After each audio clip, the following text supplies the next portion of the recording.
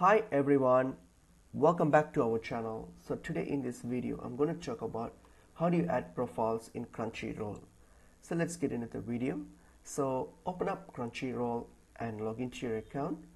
So once I've logged into your account, so if you're looking for a way to add multiple profiles on Crunchyroll, then unfortunately there is no direct way that you can let multiple users access the account or use Crunchyroll.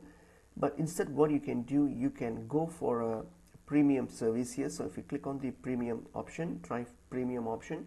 So when you get to this option here you will have this mega fan option here. So this mega fan option allows 4 devices, which meaning 4 users can access your Crunchyroll account. So which is pretty, in that way you can actually share your account with multiple profiles, so multiple users can jump into your account. So you just have to simply purchase this account here. So simply select on this option here, the mega fan option, and then complete the payment. And this is the only way how you can add profiles at this moment, as there is no direct ways of doing that.